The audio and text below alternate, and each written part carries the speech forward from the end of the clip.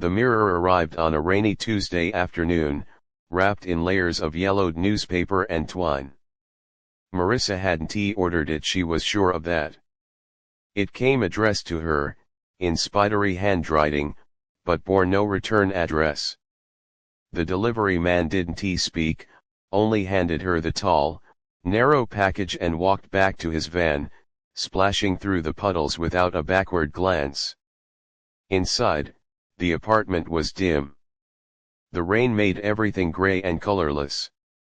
Marissa set the mirror against the far wall of the hallway, intending to leave it there until she could figure out what to do with it. It was old, clearly antique. The frame was carved from dark wood, worn smooth at the edges, with twisting vines and floral patterns crawling up its length. The glass was mostly intact, though slightly fogged at the corners, as if it had aged from within. She caught her reflection as she passed, herself, yes, but duller. Her skin a little paler than it should be been. Her eyes not quite aligned. Just a trick of old glass, she told herself. Nothing more. That night, the mirror remained in the hallway, untouched. At 3:17 a.m. Marissa woke up suddenly. Not from a dream, she couldn't remember dreaming, but with the heavy certainty that something was wrong. The apartment was silent except for the faint drip of the bathroom faucet. Then tap. She sat up. Another tap. 3 in total, light and slow, like fingertips on glass. She rose, heart thudding. The sound had come from the hallway. She crept out of bed and approached the mirror. The hallway seemed longer than it had in the daylight. The mirror stood where she had left it. Still. Cold. Ordinary. She stared at her reflection, half expecting to see something behind her. But there was nothing. Just her and the darkness. As she turned away, she heard it again. Tap. Tap. Tap. When she looked back, her reflection hadn't moved. But it was smiling.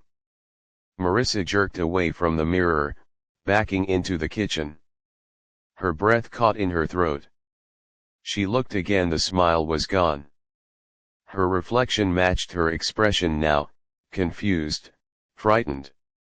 Just a trick of the light, she told herself again.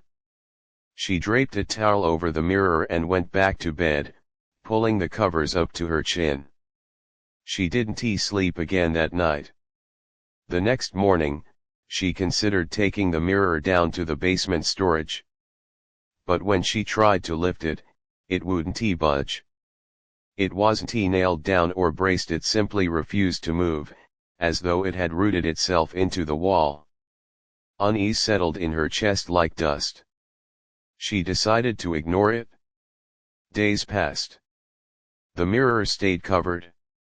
She walked around it without looking. But sometimes, late at night, she thought she heard movement like breathing or saw the towel shift slightly, as if stirred by a draft. One evening, after a long shift at the bookstore, Marissa came home to find the towel on the floor. The mirror was uncovered again. She stood frozen in the doorway, bag still in hand. The hallway was darker than it should be been. The light bulb overhead flickered. Her reflection stood in the mirror, still and perfect. Then it blinked just a moment too late. Marissa dropped her keys. That night, the dreams returned. She stood in the hallway, in front of the mirror, staring into it. But her reflection didn't mimic her movements. It turned its head slowly, deliberately, looking past her. And whispered her name. Marissa. Marissa. The next morning, she checked the back of the mirror, looking for wires or cameras. Some logical explanation. But the back was solid wood, no seams, no hinges, no gaps. Just dust and age. She posted a photo of it online, hoping someone might recognize the make or style. She received only one reply. "That's not a mirror," the comment read. "It's a hollow." She messaged the user for more information, but their account disappeared the next day. That night, she dreamed again. This time, she saw herself inside the mirror, pressed against the glass, banging silently, eyes wide with terror. Her real self, if it was real, watched from the hallway, unmoving. And the tapping returned. 3 times. Then silence. Then a whisper so close it felt like breath on her neck. "Let me in." The mirror remained uncovered the next morning, though Marissa remembered wrapping it again before bed. She hadn't dreamt this time, but her sleep had not been restful. She'd woken every hour, gasping, convinced she wasn't alone in the room. The tapping had returned in the night. Always 3 taps. Then silence. Then her name whispered softly, almost with affection. She didn't answer. She never did. That morning, she stood as far from the mirror as she could, watching it from the threshold of the kitchen. Her reflection stood quietly, just as it should. But Marissa knew better now. It behaved only when watched. Only when expected. She tested it again. She darted her eyes away, then quickly back. For a fraction of a second, just a blink, her reflection didn't follow. It stood too still, its expression fixed in a faint smirk. Marissa's skin crawled. She fled the apartment. The cold November air bit at her cheeks, but she welcomed it. Anything to feel awake. Anything to feel real. At a cafe down the street, she opened her laptop and searched for antique mirrors. Haunted objects. Spirit traps. Cursed items. Nothing concrete. Just folklore and amateur blog posts filled with warnings and superstition. But one phrase appeared more than once: the hollow mirror. She blinked. It was never bolded, never the title, just hidden in the body of obscure forums, embedded in rants. Phrases like "they crawl through the hollow mirror," or "once the hollow mirror knows your name." She clicked one link. The page was gone. Her screen glitched. Just for a second, a flicker, like static. The image on her laptop briefly inverted, white to black, before returning to normal. She closed it. Something was wrong, not just with the mirror, but around it. Like a sickness. A presence. When she returned home, she found muddy footprints in the hallway. They weren't hers. They led from the front door, past the console table, and stopped directly in front of the mirror. The prints were small. Bare. Not childlike, but thinner than an adult's, narrow and pale. She checked the locks. The windows. All sealed. Nothing broken. No sign of entry. And yet someone, or something, had walked across her floor. She dared to look into the mirror. Her reflection smiled again. Wider this time. Almost triumphant. She didn't smile back. "Who are you?" she whispered. The reflection raised its hand. Slowly. Deliberately. Marissa stepped back. Her reflection did not mirror the motion. It kept its hand raised, palm open. And then it pointed. Past Marissa. Behind her. She spun around. Nothing. But the hallway behind her felt darker, longer. As if the apartment had subtly stretched. She stepped forward, retracing her steps, hand pressed to the wall. She reached the bedroom door, heart racing. She was about to push it open when the mirror shattered. Not all of it, just a thin crack across the center, like a hairline fracture. The sound was delicate, like glass breathing. She turned back, slowly. The mirror's surface shimmered, as though underwater.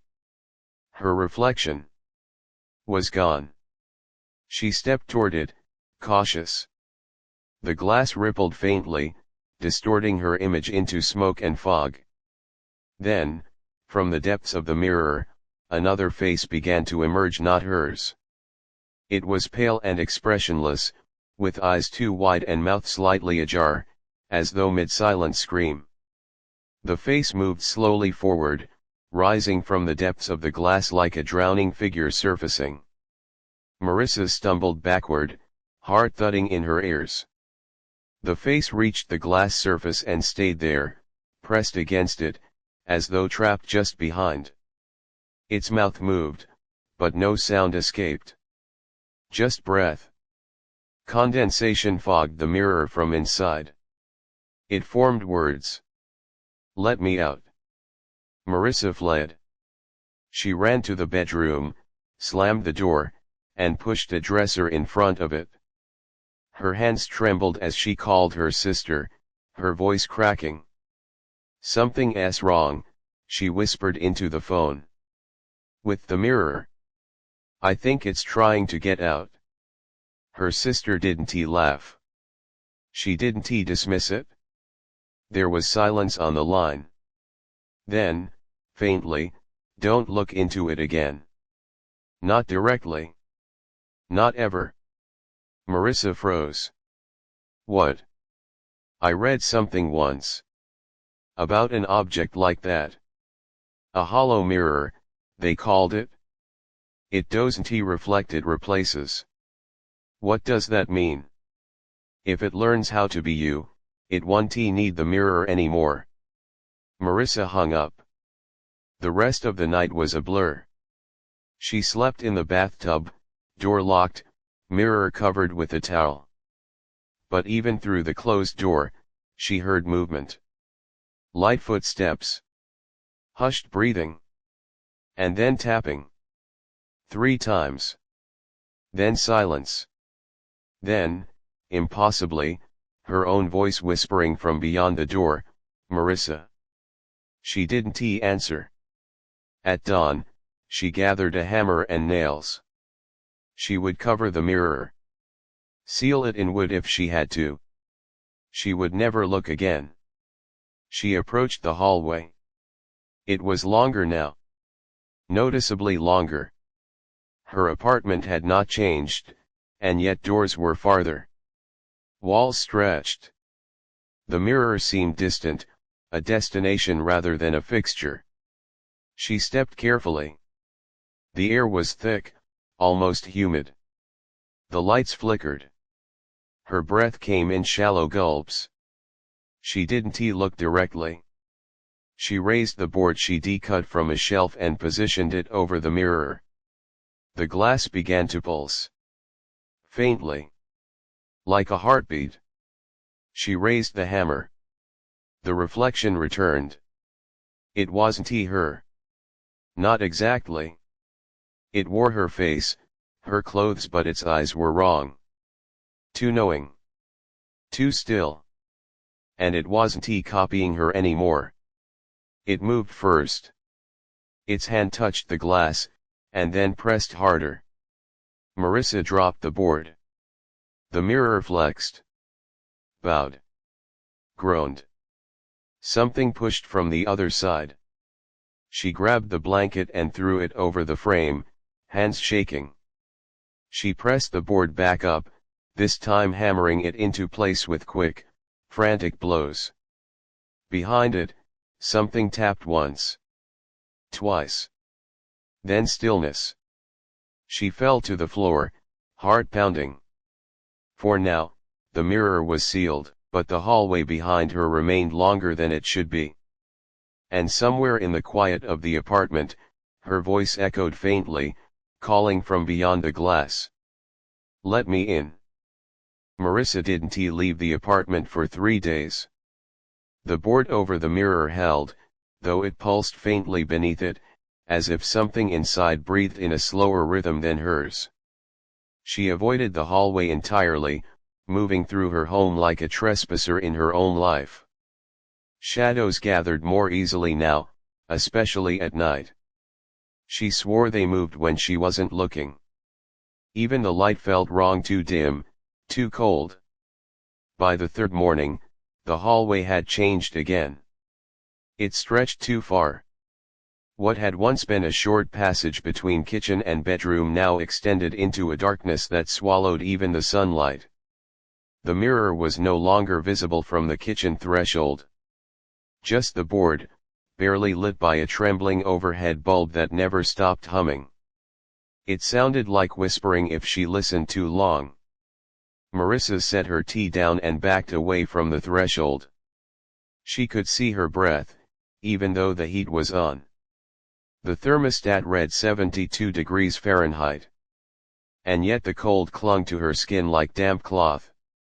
She tried sleeping in the living room with all the lights on, a blanket wrapped tight around her and her back pressed against the couch. At 2:46 a.m. she woke to find the television on static. She hadn't turned it on. The remote was on the other side of the room. The static crackled, buzzed, and then, "Marissa." The voice came from the TV, distorted and slow. She lunged forward and unplugged it. The screen went dark. But the static continued.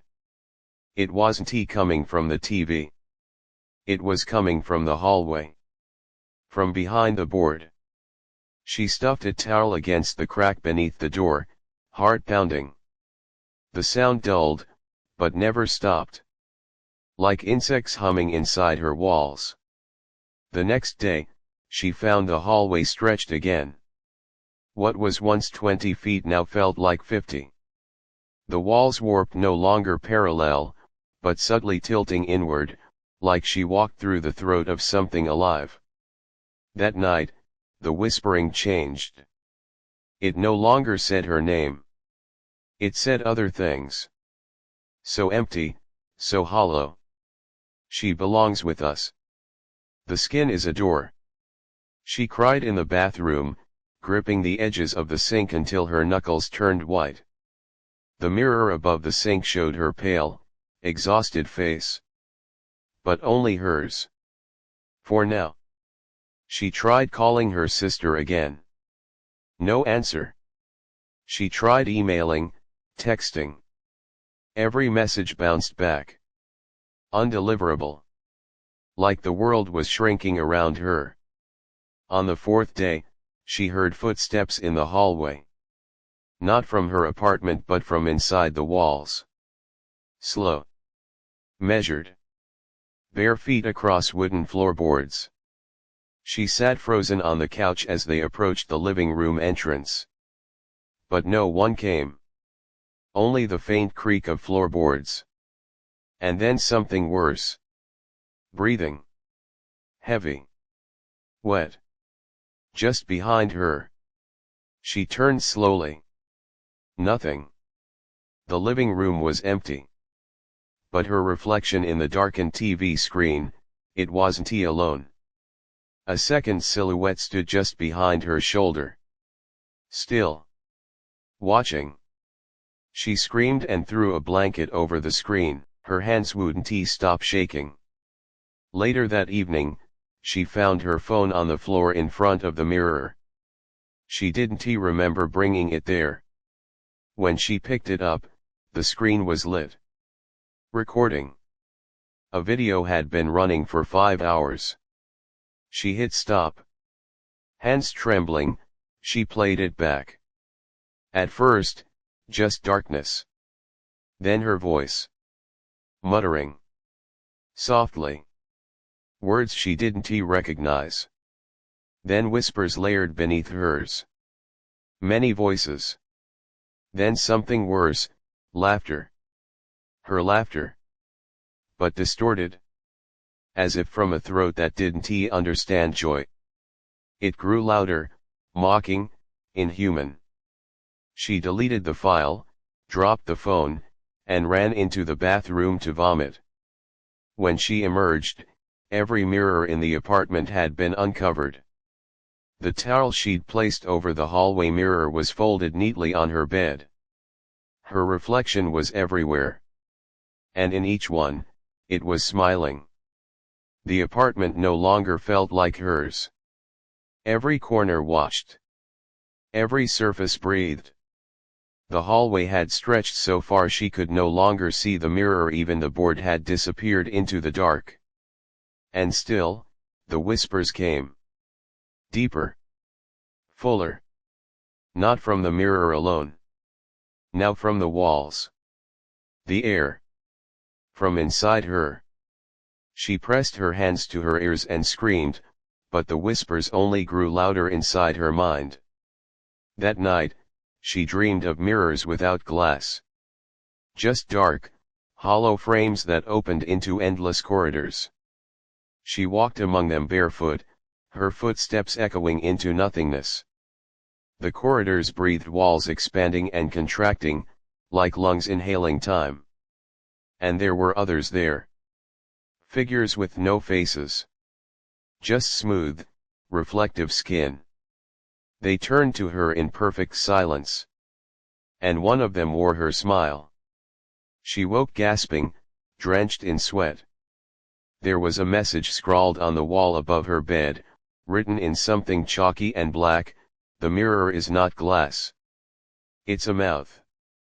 Marissa didn't remember writing it. Didn't remember waking. The hallway that night hummed with something alive. A sound beneath hearing. She stood at its edge, too afraid to sleep. Too afraid to blink. Something moved in the dark.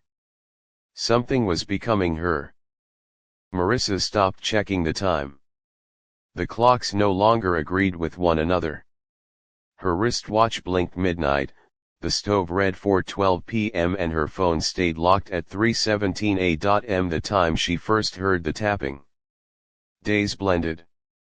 Shadows never moved. The sun didn't reach her windows anymore.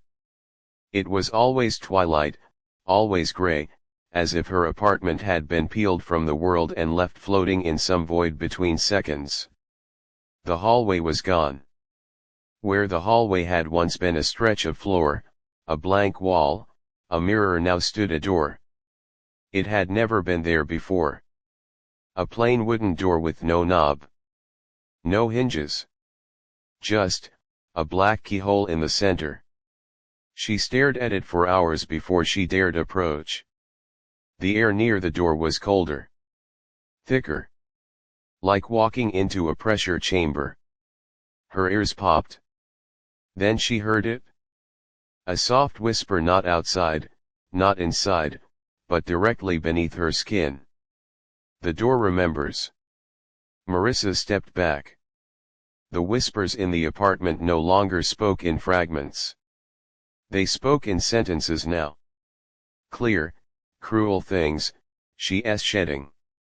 So close. So thin. There's less of her every day. She covered the bathroom mirror with duct tape. Broke the one in her closet. But it didn't help. Every reflective surface now showed flickers of movement. Not always her. Sometimes, the outline of someone behind her just vanishing when she turned. And always, always that same smile. Not threatening. Inviting. Like it already knew she'd give in. One night, she found herself standing in front of the door without memory of walking there. Her hand rested on the wood, her forehead pressed against it. She had spoken something. A phrase. A name. The door opened. No sound. Just a breath of air. Inside was darkness. But not black. Shimmering, shifting gray like oil under water. She stepped inside. Behind her, the door vanished. The room stretched impossibly in all directions. The walls were smooth, curved. No windows, no light fixtures, only reflections. Hundreds. Thousands. The entire space was lined with mirrors. But none of them showed her. Each reflection was someone else. All versions of her but altered. Taller, shorter, younger. Some wore her face with cracked eyes and sewn lips. Some stood in strange rooms. One version of her was floating in water, eyes wide open, mouth moving wordlessly. She stumbled back, terrified. The reflections did not move with her. They watched. They began to smile. "You're home," the voices whispered. A mirror in front of her rippled like liquid, and the figure inside reached toward her. Its hand passed through the glass like mist. Marissa ran. But the room had no corners, no doors. It twisted around her. Reflections blurred into one another, smiling more widely, mouthing strange phrases, "Give us your shape. No more outside. Only in. You're almost hollow." She covered her ears, squeezed her eyes shut, but even behind her lids, she saw the reflections. Then came the other Marissa. She stepped from a mirror near the center of the room slowly, soundlessly. Her eyes were black. Her skin was pale and thin, stretched too tight over a face that smiled too much. She wore Marissa's clothes. Her hair. Her voice. "I can be you better than you ever were," the thing said. Marissa backed away, breath caught in her throat. "You're so tired," it whispered. "Let me wear the shape. Let me go home. You can rest in the glass." "I'm not like you," Marissa said, trembling. The thing smiled wider. "You already are." The mirrors around them darkened, one by one. As they did, the figures within stopped moving. Frozen. Lifeless. One final mirror remained. In it, Marissa saw herself, truly herself, for the last time. And then it blinked. She didn't. It wasn't her. The reflection stepped forward. And spoke, "Time to trade." The ground beneath her feet gave way. She fell. Through the floor. Through glass. Through her own reflection. She woke up in bed. The sun poured through the windows. Birds chirped. Everything normal. Marissa blinked. Her room was clean. No strange door. No hallway. The mirror was gone. She sat up, heart pounding. It felt like waking from a nightmare except for one detail. She didn't remember how she got into bed. Her phone buzzed beside her. One new message from a number she didn't recognize: "Thank you for letting me out." The smiley face was what made her scream. She ran to the bathroom mirror. Stared into it. Her reflection stared back. Then, as she turned away, it kept watching. The world felt quieter now. Almost gentle. Marissa walked through her apartment in a kind of dream. Everything looked the same: couch, books, dishes neatly stacked by the sink. But it all felt staged. Like a memory wearing her life as a mask. She opened the windows. Sunlight came in. Real, golden light. But it didn't feel warm on her skin. She pressed her palm to the sill. Nothing. No breeze. No birdsong. Just silence. And when she leaned out the window, the street below was gone. Just a thick, gray fog, pulsing like breath. She didn't scream. She just closed the window, sat down on the floor, and tried to remember the last time she felt something. She couldn't. Not sadness. Not fear. Not even herself. The mirrors were all gone. Everyone. Vanished without a trace. Even the places on the wall where they had once hung were smooth, seamless, like they never existed. Only one remained. A small shard. It rested on her nightstand. She didn't put it there. When she picked it up, it was warm. Too warm. Like something alive. She looked into it. At first, only black. Then, eyes. Her eyes. Not the ones in her skull, the ones that had been taken. The ones that watched now. The reflection in the shard blinked. And cried. Tears streaked the other Marissa's cheeks.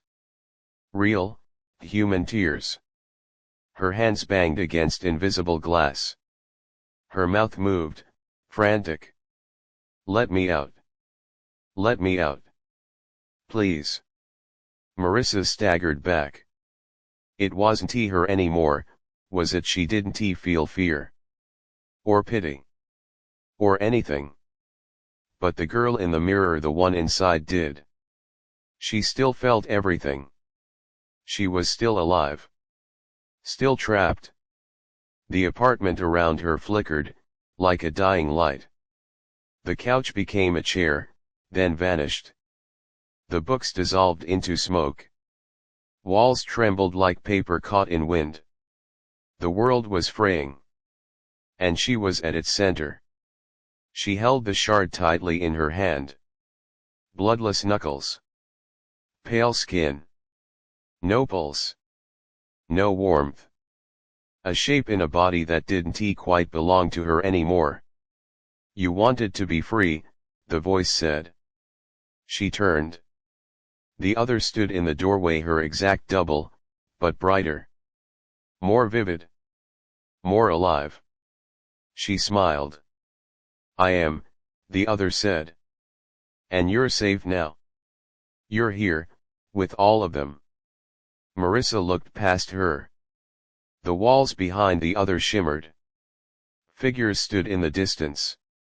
Rows upon rows of them, faces she recognized. Not from real life, but from dreams. From fragments. Some looked just like her. Some not at all. All of them watched. Silent. Staring. Trapped. I never said yes, Marissa whispered. You didn't have to, the other said. You looked into the mirror. You let it see you. Then take it back, she begged. Please. Let me out. The other tilted her head. You can't leave a hollow space empty, she said gently. Something has to stay behind. You were the right shape. Marissa fell to her knees. I'm still me, she said. I remember who I was. I remember my books. My sister. My name. I remember sunlight.